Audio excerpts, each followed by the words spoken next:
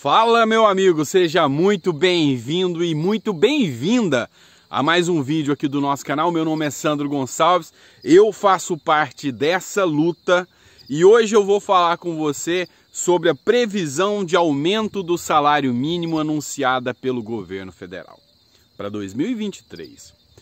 R$ 1.294 é o novo valor previsto.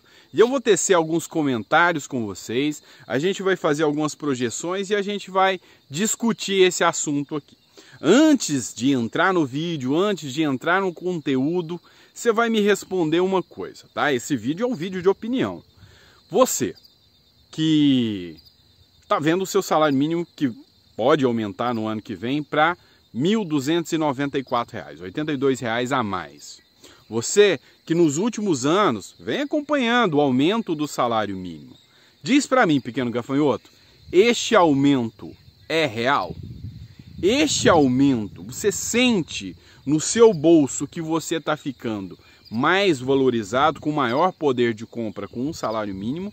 Ou não? Você acha que esse dinheiro, embora tenha esse aumento, cada vez você pode comprar menos coisa, cada vez que você vai no supermercado, com mais dinheiro você sai com menos sacolas? Como que está a sua situação?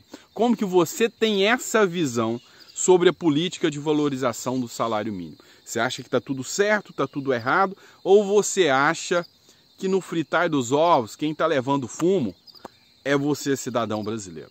É sobre isso que a gente vai conversar, é sobre esse assunto que eu quero discutir com você. Então vou te fazer um pedido especial.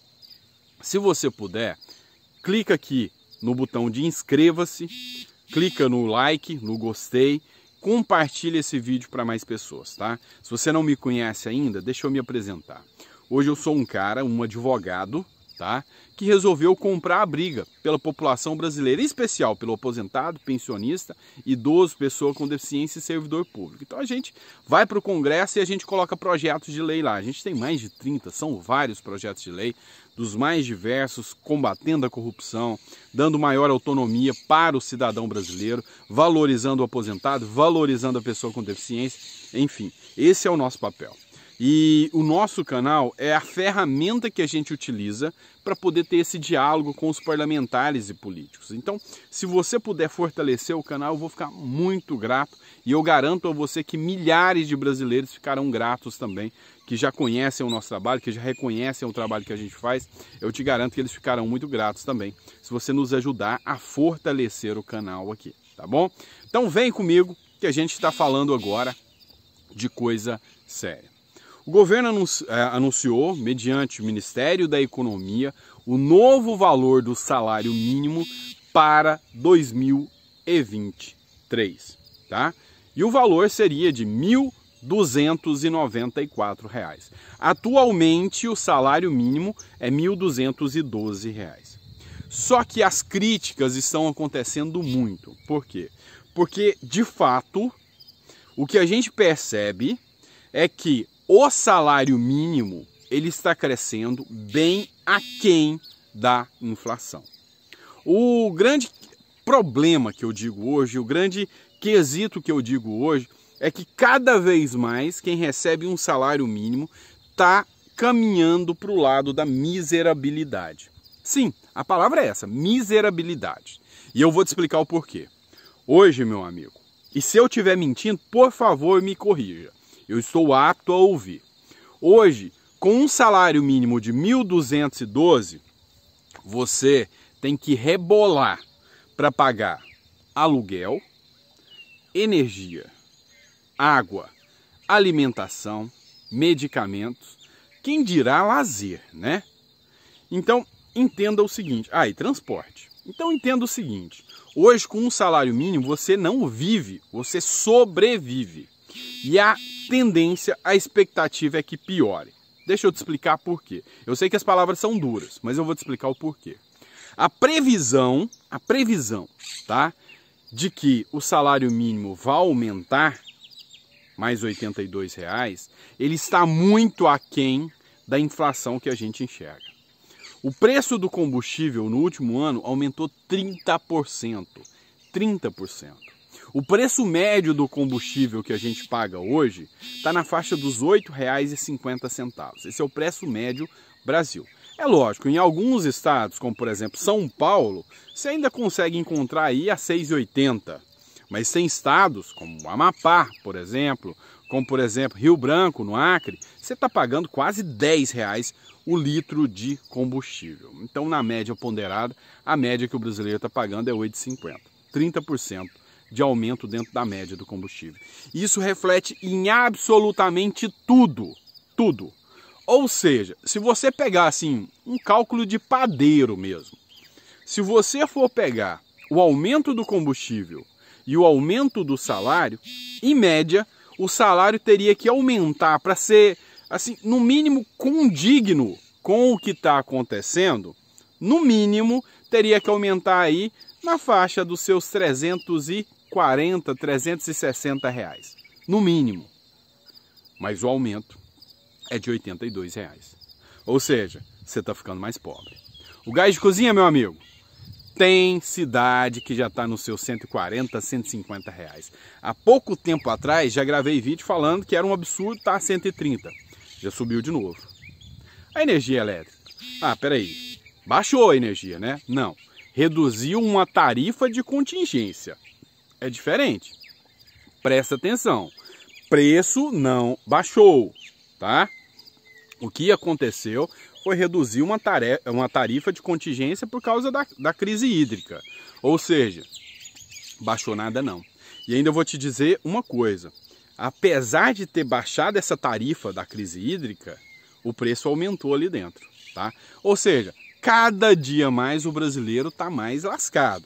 E tudo isso, energia, gasolina, água mais cara, tudo isso influencia no preço do que você vai comprar. E vamos lembrar que os nossos impostos são voltados para o consumo. Na prática, o pobre paga muito mais do que o rico. Isso é fato, isso é verdade, tá? E não há alguém que possa questionar isso. Se está questionando isso, é um belo de um mentiroso, um tremendo de um mentiroso.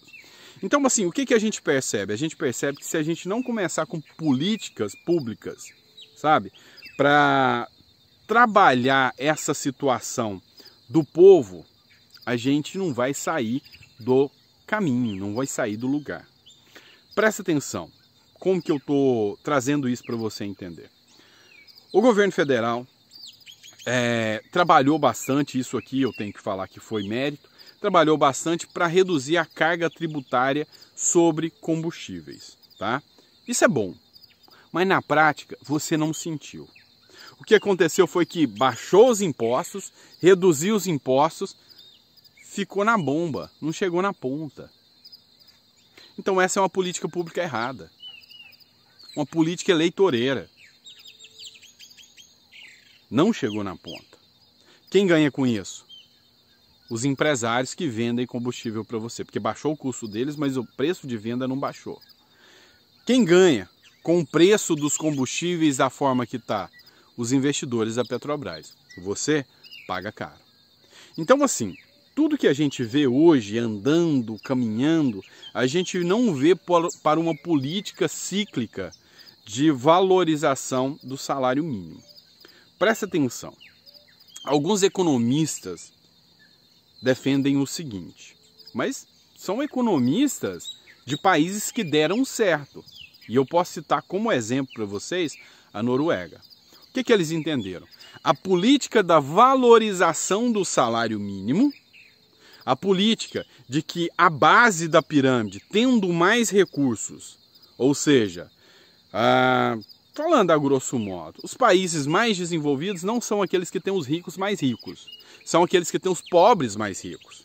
Então, quando você trabalha na base da pirâmide, trazendo uma valorização do público, ele consome mais. Então, presta atenção. Se um pedreiro ganha R$ 1.212 por mês, ele mal sobrevive. Se há uma política de valorização, se há um investimento de que a prestação de serviços, se há um investimento de que a base da pirâmide ganhe mais, com melhores salários, esse pedreiro que passa a ganhar 2, 3, 4 mil reais por mês na valorização do seu trabalho, ele vai contratar uma cabeleireira para sua esposa. E essa cabeleireira vai ganhar mais. E essa cabeleireira vai colocar o filho em uma aula de informática e aquele professor vai ganhar mais. Então, assim, a política de valorização faz com que o mercado de serviços trabalhe. E o mercado de serviços trabalhando, o salário aumenta. A pessoa que investe na iniciativa privada, o cara que vai ser autônomo, ele talvez opte em ser autônomo e não vai trabalhar de carteira assinada. O patrão, para ter um empregado, ele vai ter que valorizar o salário daquele empregado. Senão ele fica na iniciativa privada, fica ali no seu trabalho autônomo. Então é assim que a coisa funciona. Então assim, eu acho que a gente tem muito o que aprender, tá? Acho que a gente está se baseando em países errados, tá? Acho que a gente tem que começar a ter uma política pública que vai estudar países que têm casos de sucesso, tá? Casos de sucesso, onde a gente pode aplicar isso no Brasil, desde que haja uma cultura e uma assimetria de possibilidades. Porque não adianta também você pegar a política do Japão e tentar aplicar no Brasil, porque o japonês é totalmente diferente do Brasil. Agora, se a gente pegar uma nação que tem uma mentalidade semelhante ao Brasil e que deu certo, e que implementar isso dentro de uma cultura de médio e longo prazo, a gente consiga aplicar de forma que traga soluções independentemente de mandato e de partido, ou seja, uma projeção de médio a longo prazo em que um gestor vai começar e o outro vai dar continuidade, o nosso Brasil vai para frente. Então, assim, essa política de vamos aumentar o salário para 1.200, vamos fazer isso, 1.294, isso é balela, isso é conversa fiada, e isso aí é só para deixar o povo escravo dos nossos governantes. Vamos abrir os olhos. Esse vídeo foi um vídeo bem crítico, mas vamos abrir os olhos. Está na hora da gente começar a pensar em políticas públicas efetivas de que não torne o povo escravo, acreditando que R$82 vai mudar a sua vida, sendo que na verdade ele está ficando mais pobre, tá bom? Se você gostou desse vídeo, você vai deixar um comentário aqui, vai compartilhar, vai mandar para o próximo. E tá na hora da gente começar a pensar um pouco mais sobre políticas públicas verdadeiras e parar com essa politicagem idiota que o Brasil vem enfrentando, essa polarização idiota que o Brasil vem enfrentando hoje, tá bom? Beijo no coração e até o próximo vídeo.